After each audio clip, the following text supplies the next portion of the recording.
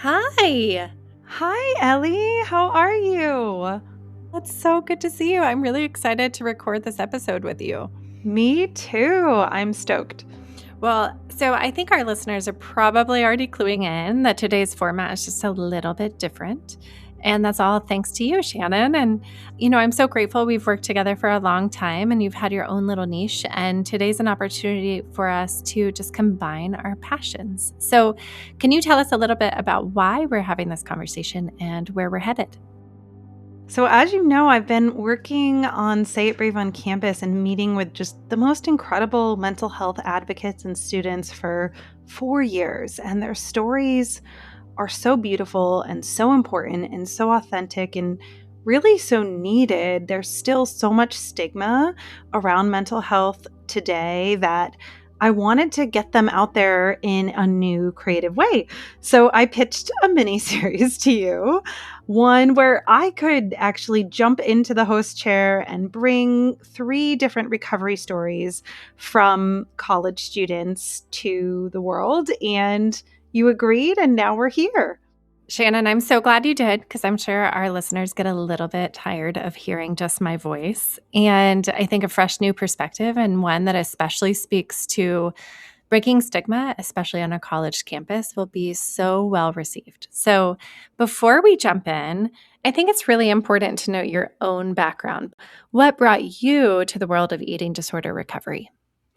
Yeah, I developed an eating disorder in high school, and I thought I was the only person in the world who was struggling in the way that I was. And that continued all throughout college. And I carried such shame and secrecy over this illness, not realizing how many other people are struggling and that this was never a choice.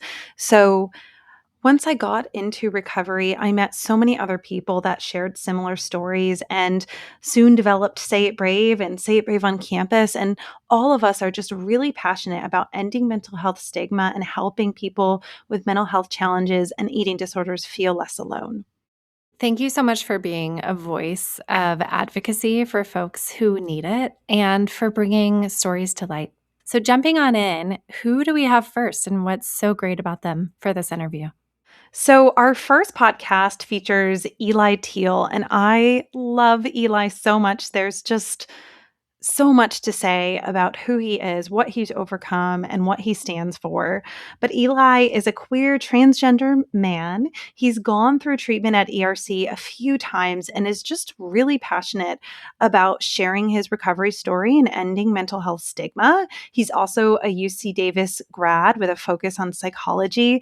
And I find every time I listen to Eli, I feel lighter. I feel less alone. I feel empowered to speak up more when it comes to mental health advocacy and also LGBTQ plus advocacy. So, what really stood out to me with Eli's story is that, like so many of us, he was terrified to get more help and he was afraid of stopping his life. And that is exactly how I felt like I'd be stopping my life if I went to treatment, when in reality, doing that was the source of all the places my life grew and blossomed. But at the time, it just felt like I have to find a way to do this on my own. And Eli felt that too. And he eventually, though, found the courage to get support. And then he found the courage again to get support. And nowadays, he's just really proactive about his mental health. He's checking in with himself and saying, what do I need to care for myself? And he's acknowledging the things that he went through, the things he continues to go through, and where he needs support. And rather than waiting until things hit the fan and get really tough, he proactively supports himself. And I think this is how I'm trying to live as well, just trying to check in with myself in the same way you check in with yourself physically, right? How am I feeling mentally? Where do I need support? Where do I need community? And Eli is filling up his life with those sources of support, and I think it's amazing. Well, he sounds very inspiring, and I am so excited to listen to the interview. So, Shannon, there's only one thing left for you to do, and so you have to say the line. You're listening to Mental Note Podcast, and I'm Shannon Kopp. That's my favorite.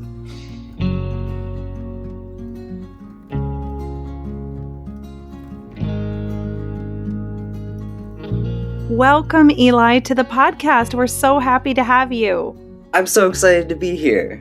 I have enjoyed getting to know you through Say It Brave on campus, and I wondered if you could take our listeners through your journey of transitioning from high school to college and all that your freshman year brought about and what you experienced. Yeah, definitely. It was quite the transition. I definitely grew up in high school, like pushing and pushing and pushing myself. Didn't really have much room for rest. So I was just trying to squeeze myself into a box that I thought I was supposed to be in. But when I got to college, it exploded everywhere, and I like did not see it coming, and I just started to realize so many things about myself, around my gender, my sexuality, just deep mental health issues that I didn't really realize were there. And so it was a rocky, really rocky first quarter. I was really struggling with my mental health in general, and it was having a big impact on my whole social circle, my family, my friends. And unfortunately, that's when my eating disorder stepped in, and said, how about you put all your energy over here? It'll disturb people less and it'll make people like you better, which was a false promise. I now know. Um, but that was really what I turned to. The way you just spoke to the eating disorder voice was powerful because isn't that what it sounds like? Just this false promise, I think you referred to. Like just focus your energy over here. And you said it would be less disruptive, right? Could kind of be secretive. And you started to follow that voice, right? And when did you start to develop an awareness that it was offering false promises and there was a lot more harm than good coming from the eating disorder? It didn't take long. Because at first it was more of just like an awareness of what I was eating. And like I started counting calories, but it wasn't damaging my physical health yet. But it got to a point where honestly, before it started damaging my physical health, I felt it emotionally. It was just so all consuming. And I think that was like the scariest part, and like how quickly it became all consuming. Yeah, I experienced that too. I remember just this feeling of shock that a few months ago I had these interests and I had these activities and then, enter eating disorder and how it makes our life smaller and our mental capacity smaller because it demands all of our focus. And so I know that seeking treatment for an eating disorder is a big decision that requires a ton of courage and can be really difficult to make as a student in the middle of your schooling. Can you walk us through sort of your thought process and how you found that courage to seek help? Yeah, I first entered treatment. I just did an intensive outpatient, and I made the decision in 2020. So this was all in the midst of COVID. Made the decision to go to IOP because I just reached a point where I just felt so consumed by it that it was just exhausting me. And before I started that program was the first time that I had ever fessed up to my parents and told them what I was struggling with.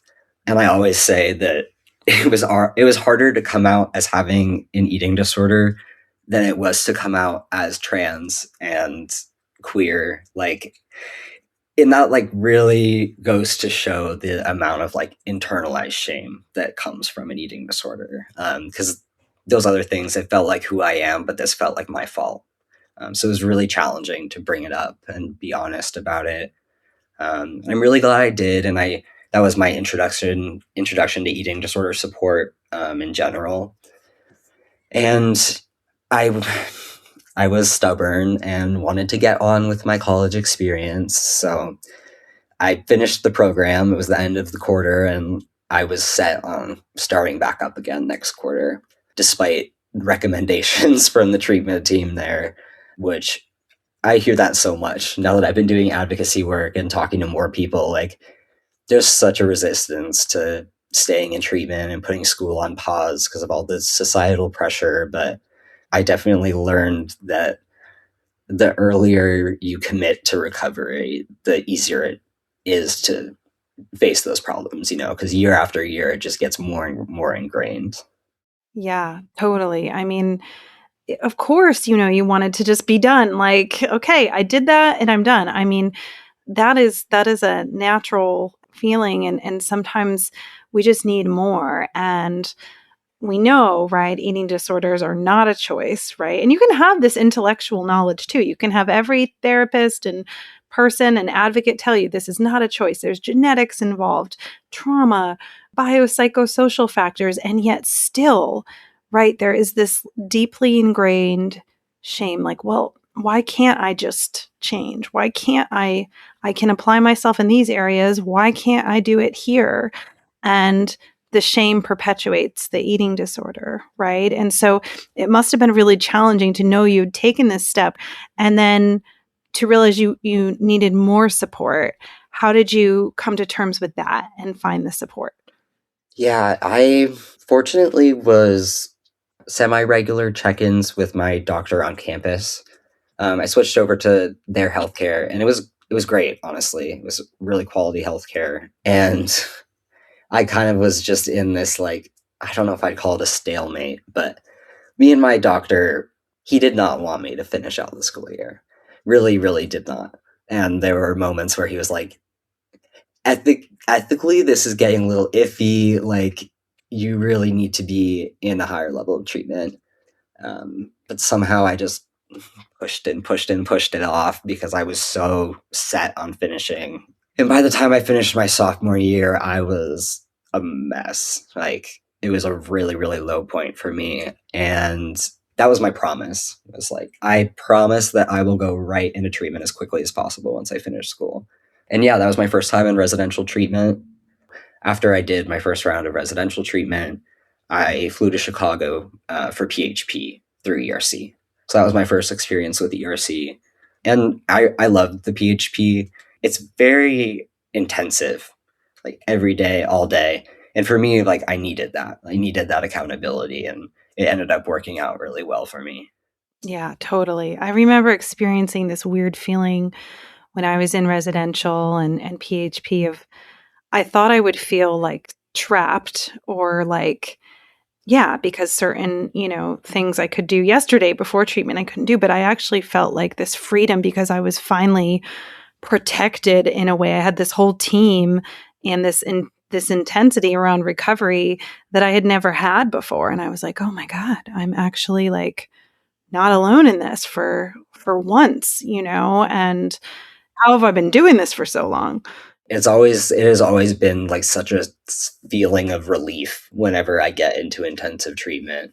Yeah, and just it would be great if it could be an easy thing we could do on our own, It's a horrible experience having an eating disorder. And so I'm grateful you had the courage and you were able to get that care. And then at the same time, you were learning a lot about yourself, right? And can you share with us about transitioning and walk us through kind of what that was like and learnings that you had not only in school but in treatment that helps you kind of move closer and closer to the truest version of you and away from not only the eating disorder but perhaps other boxes. You mentioned boxes, right? You had kind of just been in growing up and then realizing, wait, who am I actually?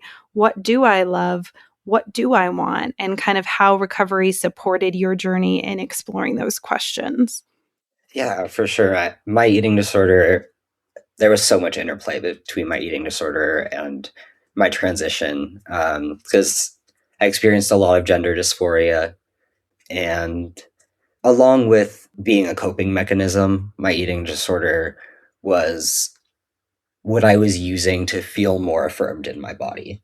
In my mind, any kind of curves was making me look too feminine, and I wasn't going to pass as male. And so I just started dropping weight because I wanted to look more masculine. That was a slippery slope, we'll call it. um, and that honestly fueled my eating disorder all the way through, to be honest. It wasn't until I had been on hormones for maybe 4 years that I genuinely trusted my body to look the way that I felt it did. Because it takes several years for the body to really adjust. And once I felt male, which is so hard to articulate, but I just felt male. I don't know else to say it, but and that was a really big part of my recovery, is trusting my body to put the mass where I felt comfortable with it being. And I'd say when I was in Chicago, most of what I was struggling with was a lot of just self-hatred and anger at the world for being trans. It's a big burden. It's expensive. It's a lot of work to get care. Care is not very accessible. There's insurance coverage to worry about, all these approvals to get surgeries and hormones. It's a really, really challenging process. I realize now, looking back, that all of my stages of treatment were to work on different things. When I was in the midst of it, I just felt like I was failing, like one round of treatment after another. Why am I not getting better? Why do I relapse every time I get to a somewhat stable place?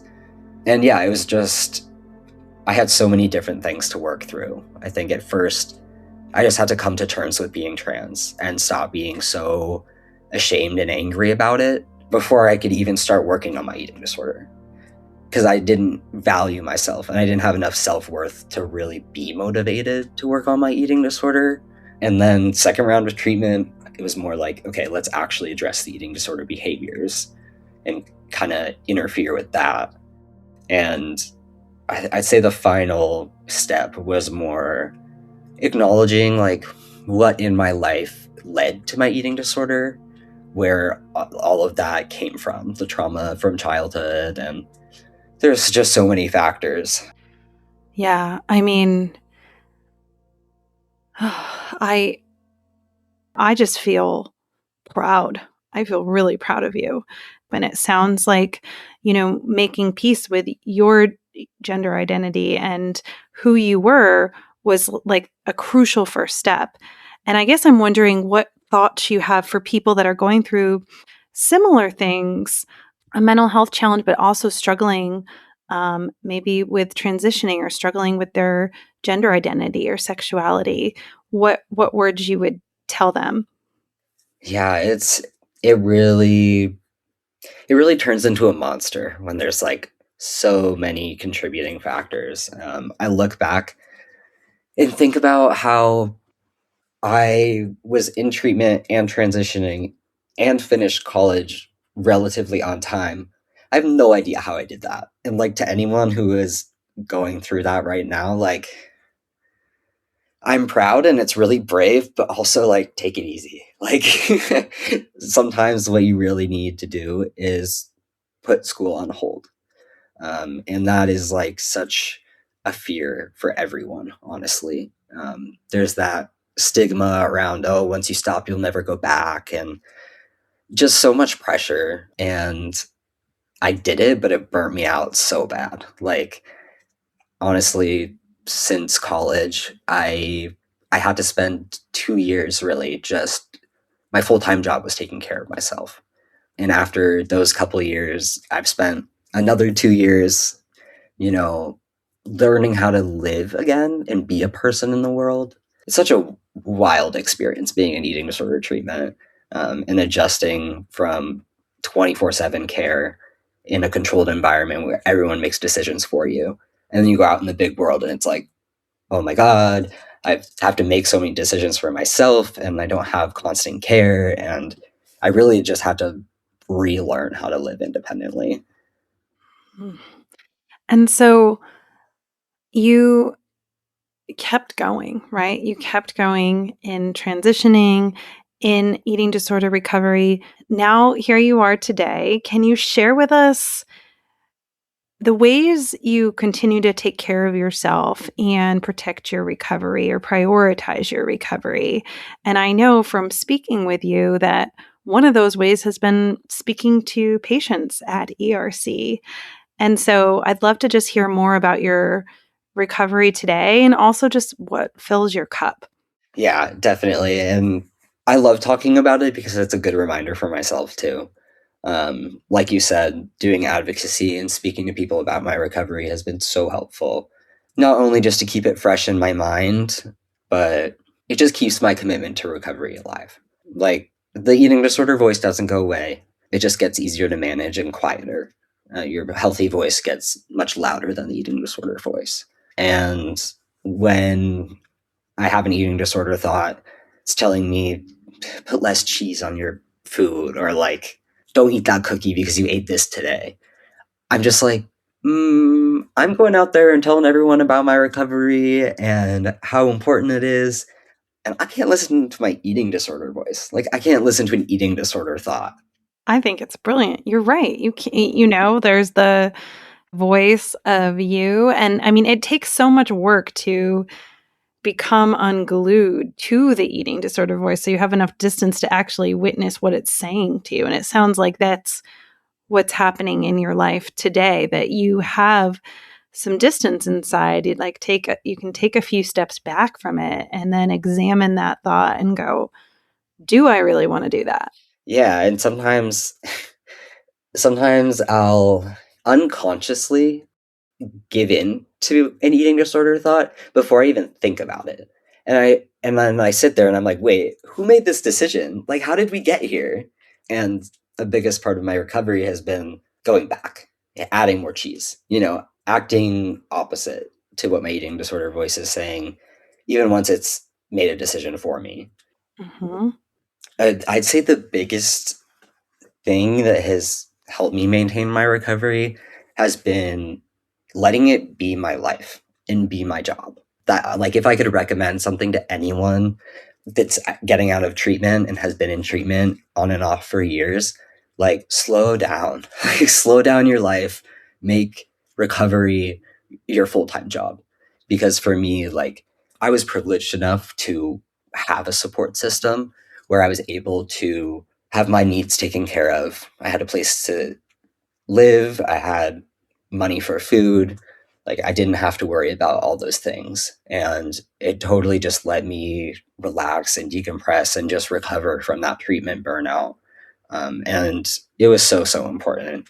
And now I'm at a point where I recently got set up for like outpatient care just so that I can make sure that I'm staying on track with my recovery. Because life has presented many problems in the last year. Living in a new city, had to find a job. It was a lot. And I recently learned about my neurodivergence, autism and ADHD, and that can present a whole another wave of challenges with eating. And so any struggles that I have lately is more out of a lack of energy to stick to my recovery, rather than a desire to restrict. I need someone to just keep an eye on me to make sure that it's not taking me too far away from my recovery. Totally. And it sounds like, you've worked hard to create this life and to be who you are and honor yourself. And so you're bringing in more support to help you keep doing that. Yeah, definitely. And reaching, it was a very weird experience to reach back out for eating disorder care when I was at such a different place. Because I'm so used to coming into those phone calls and coming into those vitals checks in such an awful place with my eating disorder. It was hard not to, I don't know. It started to feel a little bit like a failure to reach back out for care, but I really just had to remind myself that I wasn't struggling. I was putting something in place so that if I do start to struggle, I have the support and I'm aware of it and I can jump right on top of it and not let it take anything away from me, because my recovery is my life now. It's my career. Like, that's what I want to do. Advocacy and speaking on panels is, I'm just so passionate about it. And it has really grounded me. Like, I'm finally doing better. And I think a big part of it is that I have a purpose now. And my recovery is central to that. And I've learned that I can't live my life the way I want to live it unless I'm in accordance with my recovery. So it's not even an option at this point. Totally. And I think, for so many, especially students listening, there is this idea that I have to be in crisis to get help. But often it's like navigating all the windy, weird shit that life presents and just making the decision that, like, I'm going to continue, like you said, to prioritize my recovery, however that looks. And it's not easy, but you keep doing it. Yeah, and like you had mentioned earlier about community, that has been so important to me. I'm part of an alumni recovery group, and having that community has been so helpful. The longer I get out of treatment, the more the diet culture tries to infiltrate my brain. Oh my God, the diet culture in this world right now is like overwhelming and awful and everywhere. And so to be able to once a week sit down with other people that are relatively new in their recovery and just remind ourselves that all of that is crap. None of it is true.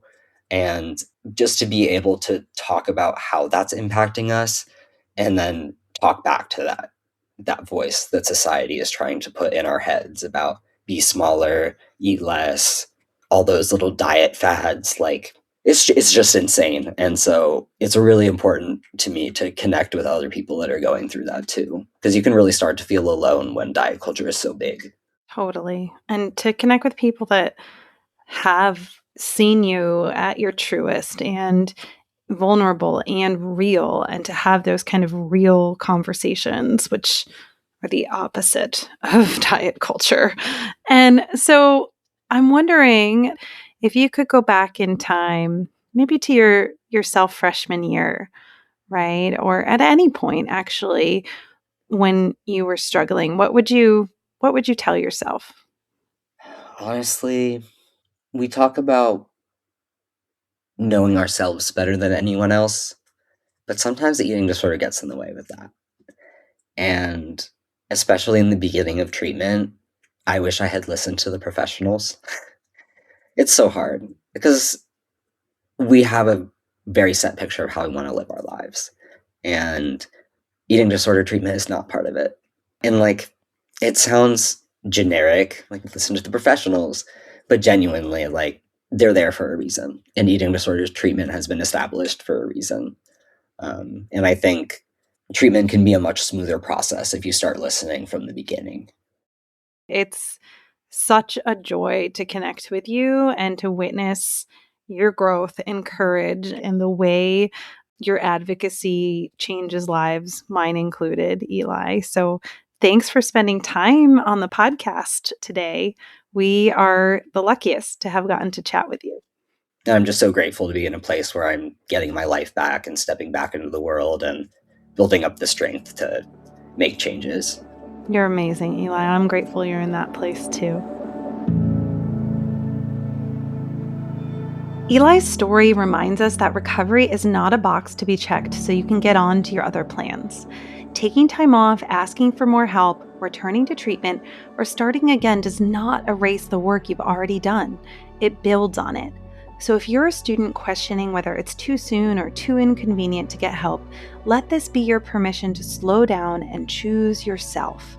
And if this episode resonated with you, stay with us. This is just the beginning of our college mental health mini-series. We have 2 more coming your way over the next few days. Thank you for listening to Mental Note Podcast. Our show is brought to you by Eating Recovery Center and Pathlight Mood and Anxiety Center. If you'd like to talk to a trained therapist to see if in-person or virtual treatment is right for you, please call them at 877-850-7199. If you need a free college-age support group, check out eatingrecovery.com/support-groups or pathlightbh.com/support-groups. Mental Note is hosted by me, Shannon Kopp, produced by Ellie Pike, edited by Carrie Daniels, and directed by Sam Pike. Till next time.